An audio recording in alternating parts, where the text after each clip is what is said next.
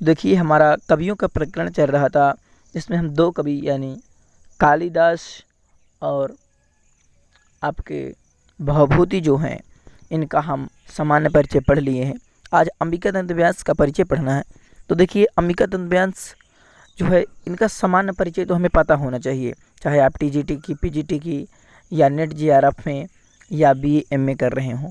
तो आइए सामान्य परिचय जान लेते हैं, और ये सामान्य परिचय आप नोट कर लीजिए, क्योंकि ये सामान्य परिचय हर व्यक्ति को पता होना चाहिए।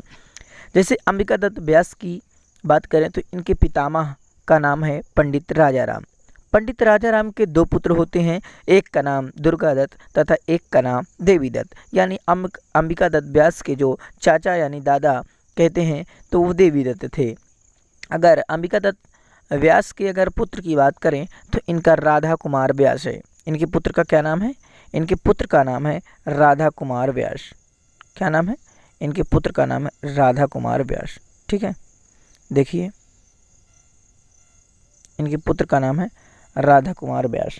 अगर गोत्र की बात करें तो पराशर गोत्रीय यजुर्वेदी त्रिवर भीड़ा वंश के ये थे।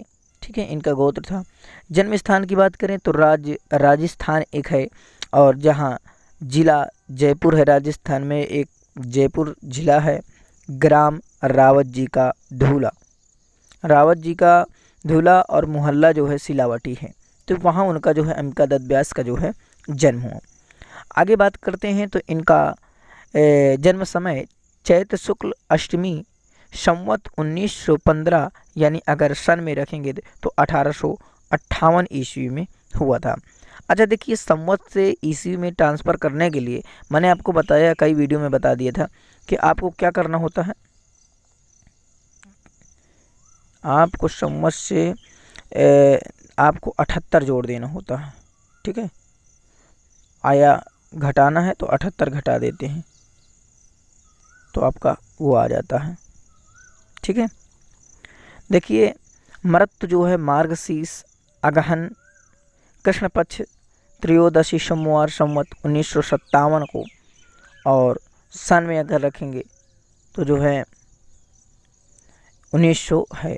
देखिए अब अगर आप 1957 किए हैं, 1957, अब इसे हमें सन में ट्रांसफ़र करना है तो इसमें 57 घटा देंगे आप। ठीक है, अगर जब आप 57 घटा देंगे तो ये 7 7 शून्य हो गए, 5 5 शून्य हो गया, और ये 1 9 यानी 1900 बचा। तो देखिए यही आपका सन जो है 1900 ये आ गया है। ठीक है, ईस्वी में। तो ईस्वी में बदलने के लिए आपको 57 घटा देना होता है। कितना? 57। ठीक है, तो आप 57 घटा सकते हैं। कर्मस्थली की बात करें, देखिए काशी में अध्यापन किया इन्होंने। कुल रचनाएं इनकी 78 रचनाएं प्राप्त होती हैं। संस्कृत रचनाओं में जैसे कि इनका शिवराज विजय एक उपन्यास है, सामोतम इनका नाटक है। 22 वर्ष की अवस्था में, ये जब 22 वर्ष की अवस्था थी तो 22 वर्ष की अवस्था में रत्नाष्टक, कथा कुसुम, ये जो है रचनाएं इन्होंने लिख डाला। हिंदी रचनाएं की बात करें तो बिहारी विहार, जो कई बार पूछी गई है कि बिहारी विहार किसकी रचना है और इसमें कौन सा छंद है। तो देखिए बिहारी विहार जो है कुंडलियों छंद में है। ठीक है, और ये अंबिकादत्त व्यास की रचना है। पत्रिका में बात करें तो पीयूष प्रवाह का संपादन इन्होंने किया। उपाधि की बात करें तो सुकवि भरतेंदु हरिश्चंद्र का काशी कवितावर्धनी सभा से इन्हें जो है सम्मानित किया। ये भरतेंदु हरिश्चंद्र जो है इन्हें सुकवि की उपाधि दी। घटिका शतक, ब्रह्मामृत वर्षणी सभा, ठीक है, इसे कह सकते हैं दूसरा नाम, शतावधान और भारत रत्न, काशी की महासभा। ठीक है, तो इन चीज़ों से ये जो है सम्मानित हो चुके हैं। देखिए अभिनव बाण, आधुनिक बाण एक है इनकी जो उपाधि है। भारत भूषण भी इन्हें कह सकते हैं, महाकवि भी कह सकते हैं। प्रथम ऐतिहासिक उपन्यास के प्रणेता अंबिकादत्त व्यास हैं। बिहारी विहार में व्यास जी ने अपना संक्षिप्त जीवन परिचय लिखा है। लगभग 12 वर्ष की अवस्था में व्यास जी ने धर्म सभा की परीक्षा में पुरस्कार प्राप्त किया। तो ये हैं कुछ सामान्य परिचय जिन्हें आप नोट कर लीजिए। ठीक है, और ज़्यादा से ज़्यादा संस्कृत का प्रचार कीजिए। देखिए हमारा नीच शतक और किरात अर्जुनियम ये भी हमारे प्रकरण चल रहे हैं, जल्द ही इन्हें हम पूरा कर रहे हैं। थोड़ा इनका सामान्य परिचय ख़त्म हो जाए, इसके बाद हम नीच शतक को और किरात अर्जुनियम और आपका अभिज्ञान शाकुंतलम है और सबसे पहले मुझे रूप को भी लाना है, क्योंकि रूप याद करने में बहुत दिक्कत होती है।